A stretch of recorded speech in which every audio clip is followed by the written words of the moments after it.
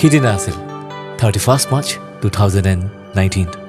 মই মোৰ প্ৰিয় বন্ধু তথা অসমৰ জনপ্ৰিয় কণ্ঠশিল্পী ৰাকেশ ৰিয়ানৰ পদূলিৰ পৰাই অনুষ্ঠান কৰি উভতি আহিছিলোঁ গুৱাহাটীলৈ বুলি। সকলো ঠিকেই আছিল, ইনফেক্ট এতিয়াও ঠিকেই আছে, আৰু আমি আশাবাদী ভগৱানৰ ওচৰত যাতে আমাক সদায় এনেকৈ ৰাখে। আহিছোঁ মূল কথালৈ। যাত্ৰাৰ মাজতে মোৰ গাড়ীখন হৈ পৰিল বিকল। হাতত উপায় একো নাছিল। সহায় ল'লোঁ ফেচবুকৰ, কৰি দিলোঁ 5 মিনিটৰ এটা ফেচবুক লাইভ।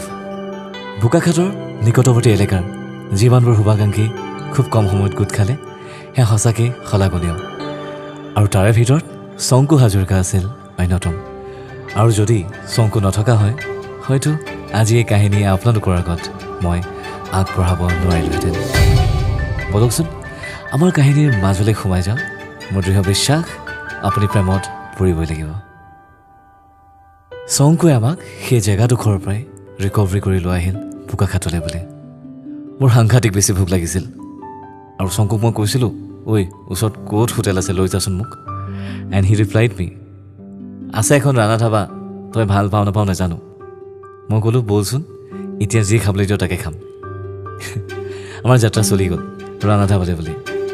ৰ'ব পাহৰিছিলোঁ, ৰাণা ধাবা পোৱাৰ আগতে আমি ৰৈছিলোঁ বোকাখাট মেইন চেণ্টাৰত, আৰু মই নামিছিলোঁ এবটল পানীৰ সন্ধানত। আৰু তেতিয়াই মই সাক্ষাৎ কৰিছিলোঁ অসমৰ এগৰাকী জনপ্ৰিয় মিউজিক ডিৰেক্টৰ তথা মোৰ অতিকৈ পুৰণি বন্ধু বিজয় শংকৰক। লগ পাই আৰম্ভ হ'ল আমাৰ কথা বতৰা। সুধিলে ইয়াত কেনেকৈ? মই সুধিলোঁ তুমি ইয়াত কেনেকৈ? সি ক'লে ভাইটি এটাৰ মিউজিক ভিডিঅ' শ্বুট আছিল শিৱসাগৰত, আৰু শিৱসাগৰৰ পৰা এতিয়া পোনাই আছোঁ গুৱাহাটীলৈ বুলি। সি ক'লে কিবা খালা নেকি? মই ক'লোঁ তাক তুমি মোৰ মুখৰ কথা কাঢ়ি ল'লা। সি ক'লে বোলে আগত এখন ধাবা আছে, পিছফালৰ পৰা শংকুৱে মাত দিলে, আমিও তালৈয়ে গৈ আছোঁ। এণ্ড আমি সকলোৱে ট্ৰেভেল কৰিলোঁ ৰাণা ধাবালৈ বুলি। বাট তেতিয়ালৈকে মই এৱেৰ নাছিলোঁ যে গাড়ীখনৰ পিছফালেও কোনোবা বহি থাকিব পাৰে বুলি। ধান ধান কাহিনী ষ্টাৰ্ট।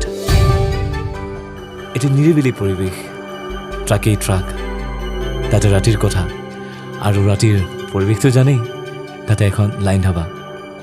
সোমাই গ'লোঁ ভিতৰলৈ বুলি। মনত অলপ দুখ নথকাও নহয়, কিয়নো অতিকৈ মৰমৰ গাড়ীখন সিদিনা ব্ৰেকডাউন হ'ল।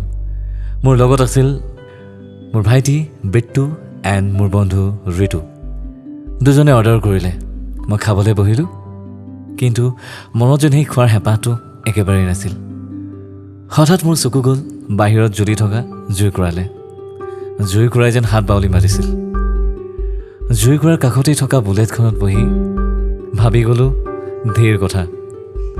কি হ'ব, ক'ত থাকিম, কি খাম, ধেৰ কথা। হঠাৎ চকু গ'ল মোৰ বন্ধু বিজয়ে চলাই অহা গাড়ীখনলৈ বুলি। বিজয়ৰ সন্ধানত চকু ফুৰালোঁ গাড়ীখনলৈ বুলি, কিন্তু বিজয় নাহিল। সেইখিনি সময়ত নামি আহিল অসমৰ এগৰাকী জনপ্ৰিয় অভিনেত্ৰী, যিটো সময়ত সেই অভিনেত্ৰীগৰাকীৰ প্ৰতি মোৰ 1%ও এট্ৰেকশ্যন নাছিল ব্যক্তিগতভাৱে, কিন্তু তেখেতৰ এক্টিং মোৰ খুবেই প্ৰিয় আছিল, আৰু সেইখিনি কথা মই ক'বই লাগিব। তেখেত সোমাই আহিল ধাবাখনলৈ বুলি, আৰু ভুলক্ৰমে বহিবলৈ ল'লে মই বহি থকা টেবুলখনৰ কাষৰ টেবুলখনত। মোৰ বন্ধু ঋতু আৰু মোৰ ভাইটি পিটুৱে সুধিবলৈ আৰম্ভ কৰিলে, দাদা কি হ'ল, তাই আপোনাক নামাতে নেকি? মই ইণ্টেনশ্যনেলি তেখেতক ৰিপ্লাই কৰিলোঁ, কোন তাই? ভাইটিয়ে ক'লে প্ৰিয়ম পল্লৱী। মই আকৌ সুধিলোঁ কোন প্ৰিয়ম পল্লৱী? সি বেছিকৈ হাঁহি এটা মাৰি ক'লে, দাদা খাই লওক, আপোনাৰ ভাগৰ লাগিছে। আৰু মই টেবুলখনৰ কাষলৈ গ'লোঁ। বিজয়ক মাতিলোঁ, বিজয়ৰ ফিয়ঞ্চি সংগীতাক মাতিলোঁ, লগত থকা ভাইটিজনক মাতিলোঁ, কিন্তু ইণ্টেনশ্যনেলিয়ে মই তেখেতক নমতাকৈ সেই টেবুলখনৰ কাষৰ পৰাই গুচি আহিলোঁ। নাজানো, হয়তো তেতিয়াই মতা হয়, কি ঠিক আজি এই কাহিনীৰ সৃষ্টি নহ'ল হয়। খোৱাৰ পৰ্ব চলি গৈ থাকিল। খোৱাৰ মাজতে এটা কথা মই ক'ব লাগিব, মই তেখেতক 3বাৰকৈ চকুত চকু পৰাকৈ চালোঁ, কিন্তু নাই, একো নহ'ল। মোৰ কি লাগিল জানে? মোৰ লাগিল যে চিনি পায়ো এজন মানুহক কেনেকৈ চিনি নোপোৱাৰ ভাও জুৰিব পাৰি, এইখিনি কথা এখেতৰ পৰা শিকা উচিত। আৰু ময়ো বিনা দ্বিধাই তেখেতক নমতাকৈ সেই টেবুল ত্যাগ কৰিলোঁ।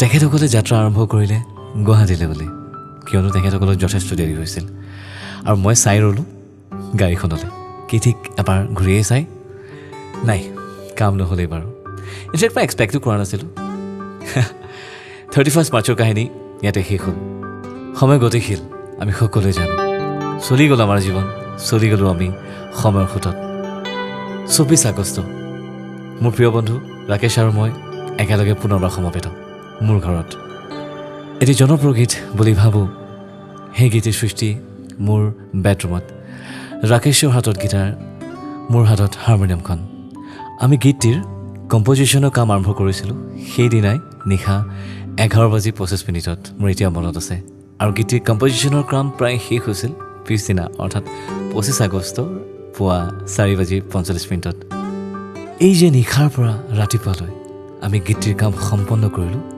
বিশ্বাস কৰক সেইখিনি সময়ত আমাৰ দুজনৰ মনলৈ কেৱল এগৰাকী অভিনেত্ৰীৰ নামেই বাৰে বাৰে আহিছিল আৰু তেখেত হৈছে আমাৰ সকলোৰে মৰমৰ প্ৰেম পল্লৱী ৰ'ব মনত আকৌ অলেখ অযুত অভিমান সেই যে বোকাখাটৰ কেছটো তেখেতে মোক নেমাতিলে মই তেখেতক নেমাতিলোঁ গানটোত লওঁ জানো তাতে লাডাখ 12 দিনৰ শ্বেডিউল থাকিব পাৰিম জানো একেলগে কাজিয়াই হয় নেকি ইছ এটচেট্ৰা এটচেট্ৰা ঢেৰ কথা বহুত ভাবিলোঁ কিন্তু নাই মনে নেমানিল এই যে কথা এষাৰ আছে ভগৱানে বিচাৰিলে চব হৈ যায় মোৰ লগতো সেইটোৱে হ'ল দিলোঁ বাপেকে ফোন কৰি তেখেতৰ ৰাখী ব্ৰাদাৰ তথা অসমৰ জনপ্ৰিয় কৰিঅ'গ্ৰাফাৰ শচীন বৰুৱালে শচীনে ফোনটো ধৰিলে সি মোক ক'লে ভৃগুদা মই কৈ চাব পাৰিম মই নাজানো তেখেতৰ শ্বেডিউলৰ বিষয়ে মই ক'লোঁ অলপ গহীনত তই সুধি মোক কবি হি স্মাইল্ড এণ্ড ৰিপ্লাইড অ'কে ভৃগুদা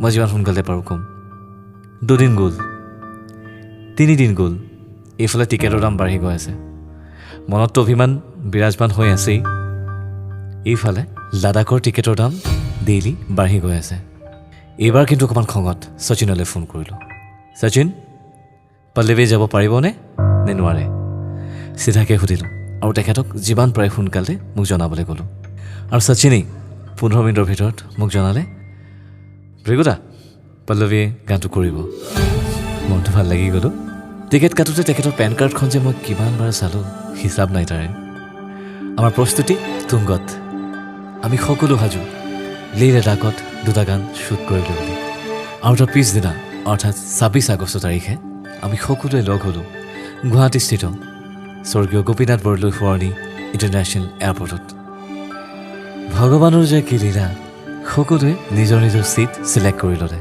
কিন্তু মই মোৰ সময়ৰ অভাৱত নিজৰ ছিট ছিলেক্ট কৰিব নোৱাৰিলোঁ এণ্ড আনফৰ্চুনেটলি মই বহিবলৈ পালোঁ তেখেতৰ কাষত কিন্তু নাই মনত যে এসাগৰ অভিমানে বিৰাজ কৰিছিল মই কি কৰিলোঁ জানে আগফালে খালি থকা ৰ'টোত বহি গুৱাহাটী টু দিল্লী ট্ৰেভেল কৰিলোঁ এণ্ড তাৰপিছত আমি গ'লোঁ দিল্লী টু লাডাখ কিন্তু নাই মাতবোল কিন্তু হোৱা নাছিল সেয়া খাটাং as we all know' that যে লেহ লাডাখত অক্সিজেনৰ পৰিমাণ খুবেই কম গতিকে আমাৰ লোকেল গাইডজনে আমাক ছাজেষ্ট কৰিছিল যে ফৰ দ্য ক্লাইমেটেশ্যন আমি 24 ঘণ্টা সময় ৰেষ্ট লোৱাটো মেণ্ডেটৰী আৰু সেইবাবেই লাডাখত আমাৰ প্ৰথমেই প্ৰিয় বন্ধু হৈ পৰিছিল আমাৰ বিচনাকেইখন পিছদিনা অৰ্থাৎ 28 আগষ্ট 2019 এ গ'ল্ডেন ডে ফৰ মি আৰু সেইদিনাই মোৰ ৰামধেনুৰ শীৰ্ষক গীতিৰ প্ৰথম দিনাৰ শ্বুট আছিল দেৱলীনাৰ সৈতে আৰু পল্লৱীয়ে উপভোগ কৰি গৈছিল লাডাখৰ মনোমোহা সৌন্দৰ্য তুলি গৈছিল এক একোখন ধুনীয়া ধুনীয়া ফটোগ্ৰাফছ পল্লৱীৰ ছেলফি পৰ্বৰ মাজতে হঠাৎ মোৰ চকুত পৰিল তেখেতে অলপ দূৰৰ পৰাই ইনবেলেঞ্চলি খোজকাঢ়ি আহি আহিছিল আমাৰ গাড়ীখনৰ ফালে লাডাখ যাত্ৰাত মই তেখেতক সোধা প্ৰথমটি প্ৰশ্ন আছিল কি হ'ল তোমাৰ জোতাযোৰ তাই হাঁহিছিল আৰু মোক কৈছিল জোতাযোৰ ভাঙিলে মই সুধিলোঁ কেনেকৈ তাই একো নক'লে তেখেতক পুনৰবাৰ সোধাৰ প্ৰয়োজন অনুভৱ নকৰি মই মোৰ ভাতৃপ্ৰতিম বাবাক ক'লোঁ গাড়ীত থকা কোনোবা এযোৰ জোতা উলিয়াই আনিবলৈ বাবাই জোতা এযোৰ উলিয়াই আনিলে জোতাযোৰ দেখি she smiled and started asking me এইযোৰ জোতা মোলৈ হ'ব জানো মই ক'লোঁ তুমি চাই থাকা মই কেনেকৈ তোমাৰ জোখৰ বনাই দিওঁ আৰু মই কি কৰিলোঁ জানে আটাইতকৈ হাঁহি উঠা কথাটো হ'ল আমি যিখন গাড়ী ট্ৰেভেল কৰিছিলোঁ সেই গাড়ীখন চফা কৰিবলৈ দুটুকুৰা কাপোৰ কাষতেই থৈ দিয়া আছিল আৰু মই আমাৰ গাড়ীৰ পাইলট আলি ভাইক নুসুধাকৈ গুজি দিলোঁ আনি হৈ গ'ল তাই হেপী এণ্ড মই ক'ম এয়া আছিল আমাৰ প্ৰেমৰ আৰম্ভণি